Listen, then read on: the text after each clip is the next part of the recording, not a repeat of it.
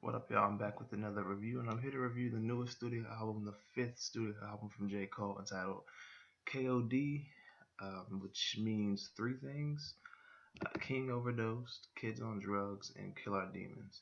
Now, this was released pretty much a month ago, and this isn't this isn't the this isn't the only album this year that I've been late on. I've just been really taking my time, especially with this one, because I didn't want to go into this album just how can I put this? I didn't want to go into this album reviewing it the way I was going to if I'd have reviewed it the first week or second week after it dropped, because at that with that I was probably only going to more so talk about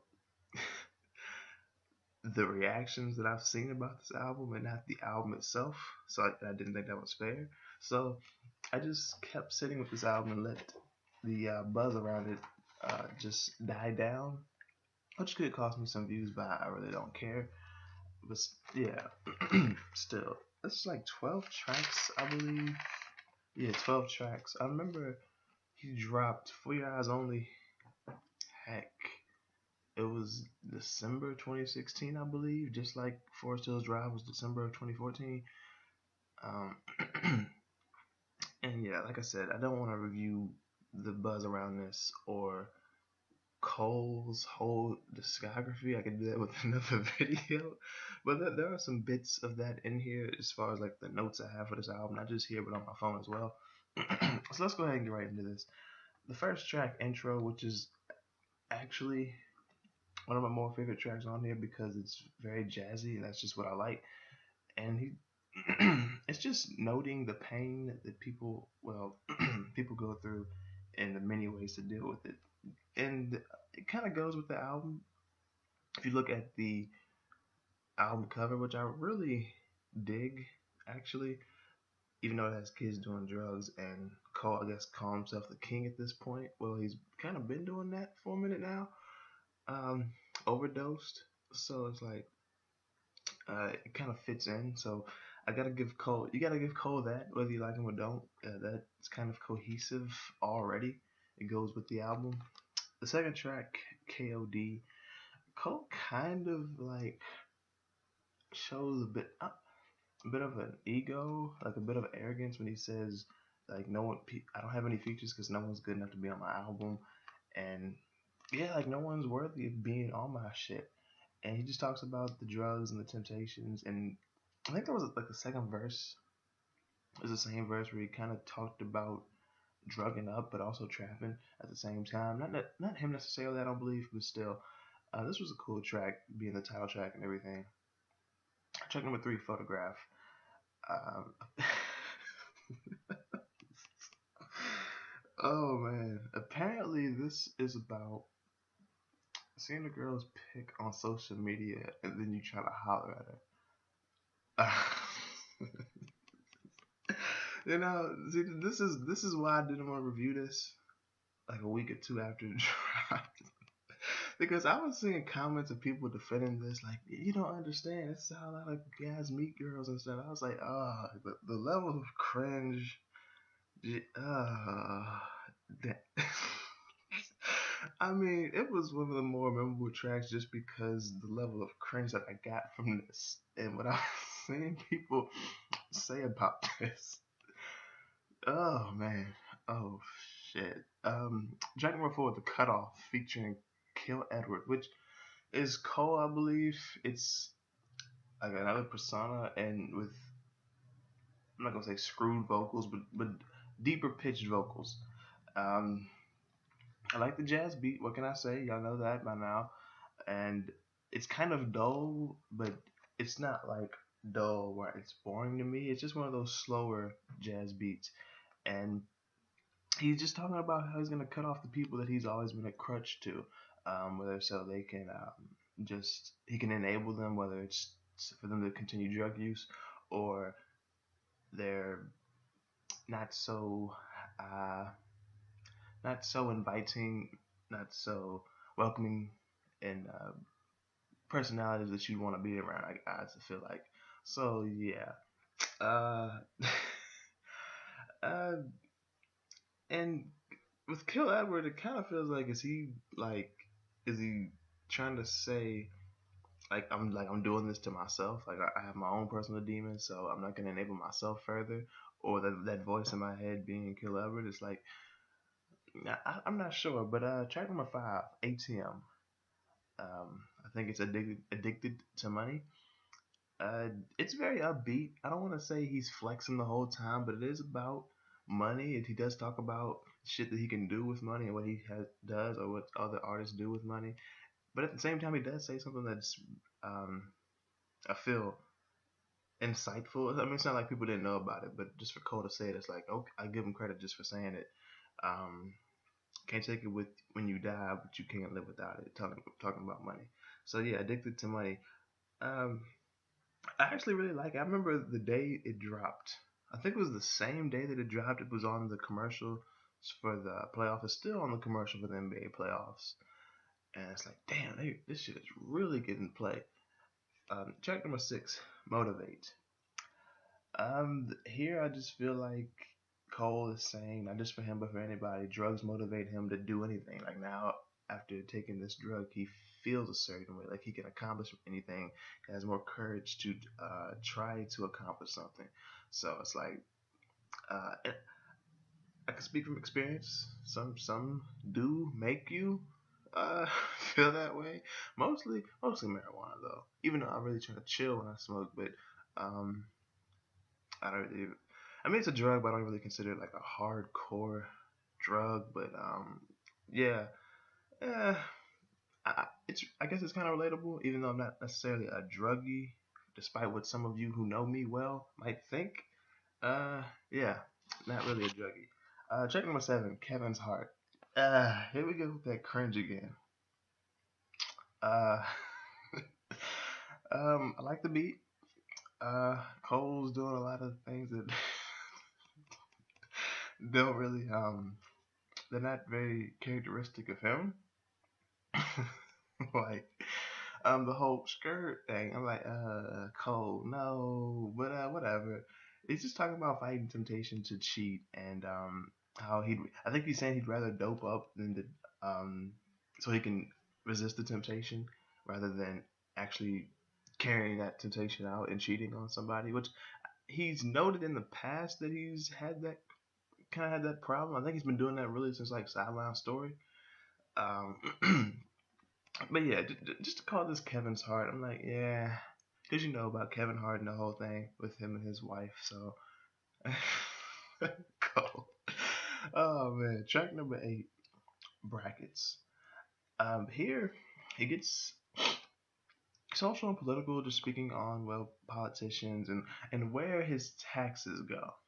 I mean, of course, he's getting bigger chunks taken out of his income because he makes more. But when he talked about how can I just have an app so I can choose where my taxes go and like what I'm funding and things like that. And I'm like, yeah, cool, I get that because I think some of the shit that we pay taxes on is bullshit. But it's like, damn, we making a song about this shit. Like, well, not a whole song about it, but we noting this in a song, and he just talked about how a young man was shot down, and now this mama has to like deal with that, but then she has to remember, oh, she still has to file her taxes. I'm like, now that is some fucked up shit. Like Cole can not surprise you, but Cole can just say some shit sometimes. So yeah, track number 9, and that's one of my favorite tracks just because of just how unbelievable it was that he talked about the taxes like that. Oh man. Track number 9, Once an Addict interlude. Which, if you know what, hold on, let me see something, because this was like 3 minutes, wasn't it? I swear. Yeah, this is like 3 minutes. So this was one heck of a this was a lengthy interlude, but Cole here, he was just really speaking on not wanting to be around his mom when she and her alcoholism, and in the future, not well, in the present now, I believe, like just not. He's regretting not being more involved and just with helping her with this, and and now it just seems to kind of haunt him. So that kind of felt like I was listening to why do I always forget that track's name? Hold on. Let me go back to Forest Hills Drive real quick. It's like because I'm on Wikipedia. Uh, why do I always forget that track's name? As much as I love Forest Hills, I forget. Oh, I don't even have to look. It's '03 Adolescence. Um, yeah, it felt like I was listening to '03 Adolescence for some reason, and yeah, that was track 9. And now we're gonna move on to track 10 with Friends featuring Kill Edward again. Um, oh goodness. um, Here just speaking on addiction to drugs and the reason for the addiction, not just him but people. Um, and so he suggests meditating in one of the cringiest ways. Um, one of the most light skinned ways. I'm just gonna say like this is some light. This has been very light skinned so far. Like, I could see Logic doing some shit like this. Maybe not necessarily Drake. And, Drake can get pretty light skinned. If you don't believe me, go listen to Child's Play off Views. But I mean, even Russ, I feel like even Russ, and that's a very bad comparison. You don't want to be compared to Russ. Like Jesus, I mean, he suggests meditating, which is a cool thing. I mean, if people don't, even I would recommend it. I do that, but my goodness, that does not solve everything. Like shit, and just the cringe. He even he admits in the track like this isn't the coolest message or the coolest way to deliver it. So Cole knows how he sounds right now. But God, oh. Track number 11, Windowpane, outro. Cole here is talking about how he wants to give back to the Ville and his friends and his family, and he also expresses what he really wishes for in life. Just forget the money and the cars and everything and the fame and notoriety. Like he just wishes he had peace and he could see his grandmother again, and he wants to kill the man who hurt his mother, and he wants to stop the slangs and things like that. And he didn't say it in this track, but let's not forget he wants to choose where his taxes go. Let's not forget that. And the intro here, though, of the little girl speaking on her cousin being slain, and then Cole kind of asked her like, "Why do you think this is happening?" And she said, "Because, because God." Not saying like it's God's fault, but because God is trying to teach us a lesson. Because things could get worse, and He's preparing us for something bigger, I believe. Um, so yeah, and this was the outro, but I guess it says 1985, the last track, number 12, intro to the Fall Off. So that people are kind of speculating that the next album's going to be entitled The Fall Off. So I guess that's kind of saying like now that we've overdosed, it's time to get into the fall off. We're gonna maybe go through withdrawal at this point. If this is about to be some kind of series, I hope Cole makes this even more interesting because it's interesting at this point just because of the crunch. But let's go ahead and get to 1985. um, but yeah, he's just here talking about. Well, he's talking to the little niggas, primarily Lil Pump. I don't think he's talking to Lil Uzi. He kind of spoke about the Lils on what was it, False Prophets, when he used the Tribe's lyrics to go. I believe he used the lyrics to go beat, and on the other one he used wait, no, was False Prophets the one where he used Freddie Jocum's um Joey's song off 1999 Waves? I forget, but yeah, he kind of talks to the Lils, but here he's talking directly. I feel the Pump saying like, yeah, I hope you got enough money to get out your mama's house. I hope you use that money to buy your mama house or something like that. He's just talking directly to Pump. I saw actually a friend of mine said, Frankie, if you're watching this, yeah, I saw that tweet. Jay Clown's trying to big bro the game. I don't know if he's really trying to big bro. Like, let's get something straight. I don't think he's trying to pull what Jay did on 444. Jay did it better if that's what he's trying to do, but I don't think he's trying to big bro him. But I guess he kind of feels like, yo, this little nigga is a little slow, so let me give him some advice. Maybe not make the same mistakes that I did. Maybe I'm not sure, but man, uh, uh, Like Cole, and apparently, how did Takashi 6ix9ine get into this shit? Um, like we'll get into that because I have notes on my phone to talk about because we're gonna talk a little bit about the impact about this album. But I think Cole was thinking just a little too much talking about the white kid shit about how these white folks listen to you. They think that's what black life is. Trust me, I don't think these white kids in the suburbs think that's what black life is. I think they know, like they've lived it, but I think they know what black life is, what it is to be black, or have an idea of what it really is. That's why those same suburban white kids probably won't step foot in Compton or Watts or the east side of Atlanta or south side of Chicago. So I think these white kids know what the real black life is like. So I think Cole's thinking a little too much because they know if they didn't know they'd be just wandering in the south side of Chicago. They know they won't go into it. They know this is about as far as they can get. They know, okay? They know, yeah. They know. Drake fans, y'all got that shit. Um, and I guess you could say Cole's trying to be OG, but it's really not at this point. At this point, maybe he could consider himself, but that's more for Drake, if you ask me. Well, then maybe Cole could, but still, like, uh, yeah, goodness. And he's kind of dissing Pump a little bit, saying like 5 years from now you'll be trying to get on what Love and Hip Hop or whatever, and I'll still be making dope shit. People will keep buying, which they will because Cole fans are like that. They accept whatever he does, kind of. They kind of defend whatever he does, like, and they kind of treat him like God. When in reality, when I get into that, he kind of inflates his own ego. So Cole got a little cocky on here, but but again, I think he was thinking way too much about that white kid shit. The white kids know. That's why they have their black friends. They don't have any hood nigga black friends. They they know.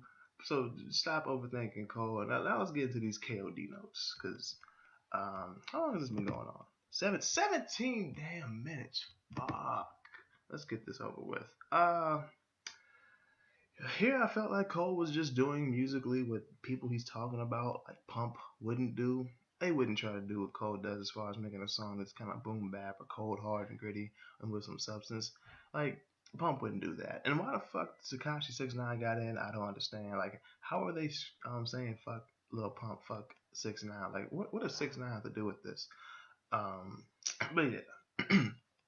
Oh yeah, another thing that those same artists that he's talking about, they're doing things that he won't try or he maybe not won't he won't do anymore, and drugs.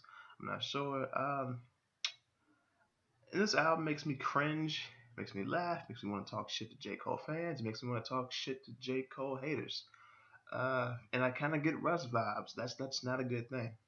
That's not a good thing. I don't fuck with trap, but I like Cole, so just because someone that I like did something that I don't like, it doesn't mean that I like it now just because they did it. Like that's not how this shit works. It's a little too upbeat and depressing for me to see the praise it is getting. I'm like, yeah, it's just a little too upbeat and not depressing enough. When people say it's an album about breaking your drug addiction or just dealing with it, and I'm like, yeah, it is, but you're acting like he uh, goodness. It's not a groundbreaking drug addiction album or that highlights drug addiction. It's not. And it is simple, but no, it's simple no matter how unique fans try to make this shit. And it's not trash the way haters talk about it either, though. Um, too much love, too much hate on each side, if you ask me. I appreciate what Cole's trying to do, though. And like I said, I fuck with the album cover. Um, uh, Let's see. Oh, if you really want something that's more groundbreaking as a drug addiction album, listen to Danny Brown. Hell, just listen to Danny Brown, but listen to Danny Brown Atrocity Exhibition. Then tell me about an album that deals with drug addiction and mental health and shit. Go listen to Price of Fame by Big Crit off of his last album. Like that. If Cole did that, if Cole did what Danny Brown did on Atrocity Exhibition, we'd have something to talk about. This being groundbreaking and getting the praise that it gets from J. Cole fans. But then again they are J. Cole fans, so whatever drops seems to just be great to them. Um, but yeah. And about Pump with those 17-year-old comments talking about you dissing a 17-year-old. Look, little nigga, you brought this shit on yourself. You seem slow, but you confident enough to talk shit about Cole. So he's saying, well, little nigga ain't that dumb, so I'll just come right back at him. It's like, I mean, you brought this shit on yourself, and people saying, yeah, cause that's hip hop. No, nigga, that's just life. You brought this shit on yourself. You competent enough to give it. You competent enough to get it right fucking back. So, how do I feel about this album? It seems like it's gonna be a series, so I'll just I'll stick around for the next one if I'm here to listen to it. I think this is a cool album. I think it's more memorable than For Your Eyes Only, but that kind of has to do with how it's the most recent album. But yeah, if I had to give it a rating, shit. I mean, 6.5, like 6.5 out of 10. I was gonna give it a 7. I'm like, no, cause nah, it's 6.5. Cole, just keep doing your thing, cause you make good music. Uh, I like you. I don't necessarily love you as an artist. As a person, I don't really know you, but I say I love you to people I don't really know personally anyway. But yeah, you just keep doing what you do, Cole. I'll stick around if I'm around to listen to the next album, and that's pretty much it. But y'all let me know what you think about this album and what you think about my views, I guess, on this project. And that's pretty much it. Hit the like button if you like this video. Some of y'all really dislike this, I can tell. So hit the dislike button. Flag and block me and do all the other shit. Um, Share and subscribe to the channel and check the description, see my everything on social media. And now that's pretty much it. Thank you for watching, and I will see y'all next time.